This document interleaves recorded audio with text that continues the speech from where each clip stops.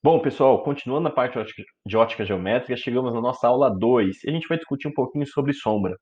Para isso, eu trouxe 4 fotos, 4 figuras. Nessa primeira figura, a gente percebe que aqui a gente tem uma sombra, a sombra de uma pessoa.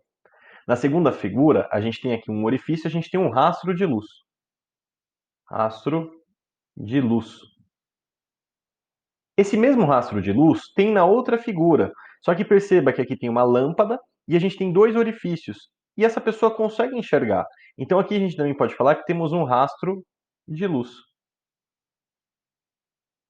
E no último caso, o que que a gente tem? A gente tem uma coisa chamada câmara escura. É um experimento bem simples. Câmara escura de orifício. Orifício. Análogo a esses dois últimos, você vai ter um buraquinho nessa parte externa, na parte de trás da lata, e aqui, com um papel vegetal ou papel manteiga bem esticado, a gente vê o resultado da imagem. Perceba que ela está invertida. O que que essas fotos nos querem dizer? Significa o seguinte: tudo indica para a gente, indício, que a luz está se propagando em linha reta. Mas, professor, por que que ela está se propagando em linha reta? A questão é o seguinte: se nessa primeira figura formou sombra, a luz não contornou a pessoa. Da mesma forma, perceba que a luz, quando entra por essa cúpula, não ilumina tudo, ela ilumina uma certa região dessa cúpula. E aqui, na câmera escura, a imagem ela está invertida. Isso indica para a gente, é um indício que a luz se propaga em linha reta. A luz propaga-se em linha reta. Em linha reta. O que eu quero dizer para vocês, está vendo essa vela? Quando a gente for representar a luz, a gente pode representar raios de luz emanados por essa vela, que eles saem em todas as direções possíveis. Espera aí que esse ficou feio, vamos apagar. Vou fazer mais um aqui. Agora sim, ó. Agora ficou bom. Eles saem em todas as direções possíveis, são infinitos raios, mas a gente vai representar alguns. Então, uma forma de representar os raios de luz é através de uma linha reta orientada, um segmento de reta orientado, indicando para onde essa luz vai. Lembrando que para você enxergar, é necessário que a luz entre nos seus olhos e sensibilize a sua retina. Aí a gente pode dizer que essa pessoa está enxergando. Nesse caso, ela está enxergando a chama dessa vela. Portanto, com essas fotos, a gente tem um indício que a luz se propaga de forma retilínea. E tem um detalhe: quando você tem um conjunto de raios, por exemplo, nessa figura de baixo, essa parte aqui no meio é a lupa, é a lente de uma lupa. Aqui a gente tem um feixe, porque a gente tem raios de luz. Toda vez que a gente vê um conjunto de raios, a gente vai chamar de feixe. Esse feixe, os raios estão paralelos, então a gente chama de feixe de raios paralelos ou feixe cilíndrico, dá no mesmo. Então, feixe cilíndrico ou de raios paralelos. Perceba que ao passarem pela lupa, eles convergem para um certo ponto. Esse ponto eu vou chamar ele de ponto P. Quando os raios de luz convergem para um certo ponto, esse feixe é chamado de feixe convergente. Convergente. E depois de passar por esse ponto, percebam que eles divergem desse ponto. Então essa parte aqui posterior é um feixe divergente. Feixe divergente. Muito bem, então, baseado nas fotos, a gente tem um indício que a luz se propaga de forma retilínea e a gente classificou os feixes, lembrando que esses feixes são conjuntos de raios de luz, cilíndrico, convergente ou divergente. Muito bem, mas a luz vai sempre... falei errado. A luz sempre vai se propagar em linha reta? Resposta, não. Depende do meio. Meio de propagação. Propagação. A gente tem três meios que a gente vai estudar. O meio transparente, o meio translúcido, que eu já escrevo ali do outro lado, e o opaco. Muito bem, o que acontece? No meio transparente, de fato, a luz vai se propagar de forma retilínea, em linha reta. Então, por exemplo, a luz está incidindo, vamos colocar aqui feixes paralelos, cilíndricos, e aí eles entram nesse novo meio. Percebam que a luz continua de forma regular, ela continua paralela entre si. E depois ela sai. ela continuou com a sua, vamos chamar assim, de regularidade. Então, esse meio, ele é chamado de transparente. Você enxerga com perfeição através dele. Agora, existe um meio chamado de translúcido. Vamos representar esses raios chegando paralelos entre si, os raios cilíndricos. E aí, quando esse meio é translúcido, o que acontece? Ele vai de uma forma totalmente aleatória dentro desse material. E aí, o que acontece? Quando a gente enxerga do outro lado, a gente até percebe a luz chegando nos nossos olhos, mas a gente não consegue definir muito bem com clareza o material que está lá. Por exemplo, nessa primeira situação, no material transparente, a gente percebe a caneca e muito bem a figura. E os desenhos que tem na caneca. Na outra, com menos clareza, porque esse material ele é translúcido. Agora, por o último caso, deixa eu só escrever aqui, translúcido,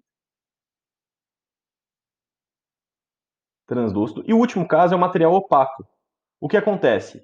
A luz ela incide sobre ele, e aí parte dessa luz ela é refletida e parte dessa luz ela é absorvida. Então a gente não consegue enxergar o que está atrás dele, porque ele não deixa a luz passar. Por isso que ele é chamado de opaco.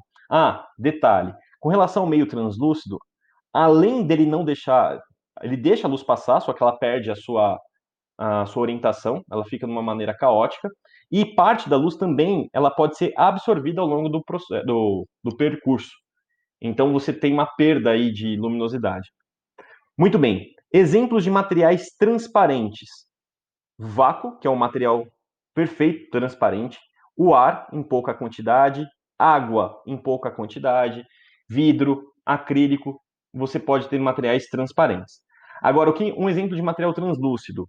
A neblina. Você pode ter água em grande quantidade, ela passa a ser translúcida.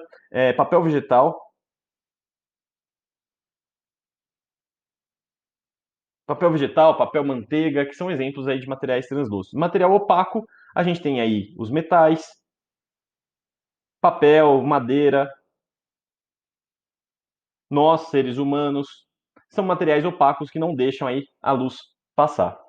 Beleza? Muito bem. Então, voltando lá para o começo, a luz se propaga em linha reta em todos os meios? Não, só em meio transparente. E aí a gente vê o primeiro princípio que estava aqui em aberto, que é o princípio da propagação retilínea da luz. Retilínea da luz. Que a luz se propaga em linha reta em meios homogêneos e transparentes. Em meios homogêneos e transparentes. Através desse princípio, a gente consegue compreender esses fenômenos. Por exemplo, a sombra. Nessa última parte aqui, eu coloquei uma fonte de luz bem pequenininha. Ela é chamada de fonte pontual. Por que ela é pontual? Porque ela pode ser considerada como um ponto. É porque o tamanho dela, comparado com a distância que ela está do obstáculo ou do nosso anteparo você pode pensar no chão ou uma parede. Então, a distância que ela se encontra do obstáculo, que eu vou chamar de Hzinho, ou do anteparo, que eu vou chamar de Hzão, é muito maior que o tamanho dela. Aí você pode considerar que essa fonte ela é pontual. Muito bem, aí o que vai acontecer? Essa fonte pontual vai liberar vários raios de luz. Esse obstáculo que eu coloquei, ele é opaco. Então, vai existir raio de luz que vai vir nesse material opaco incidindo aqui? Sim. Ele vai ser absorvido ou refletido, mas não vai passar. Da mesma forma que esse também não vai passar, esse também não vai passar. Entretanto, o raio de luz que vem na extremidade desse material, ele tangencia e acaba passando. Porque ele está simplesmente tangenciando, está bem perto. A gente pode pensar que ele nem encosta, né? Porque tangenciar é encostar. Então ele vai passar no limite, da mesma forma do outro lado. Faz de conta. E aí o que a gente conclui? Nessa região entre esses dois raios não recebe luz. É o que a gente chama de sombra. E aí se forma a sombra. Essa região não está iluminada. Ao redor desses raios, ou à esquerda desse raio aqui, é uma região iluminada, e a direita desse raio também é uma região iluminada. Aqui dentro, na parte da sombra, tudo isso aqui é sombra. É uma região sem iluminação, ausência de luz. Mas, professor, e essa característica que forma na parede, vamos dizer assim, aquela imagem que a gente enxerga quando a gente está brincando com a sombra? Essa parte a gente chama de sombra projetada. É o que se forma no anteparo. Então, essa parte que eu pintei em azul é a sombra projetada. Aí a pergunta: é só isso, essa parte de sombra? Não, tem mais coisa, só que a gente vai encerrar o vídeo aqui e no próximo a gente continua com relação aí com mais informações sobre sombra e consequências da propagação retilínea da luz.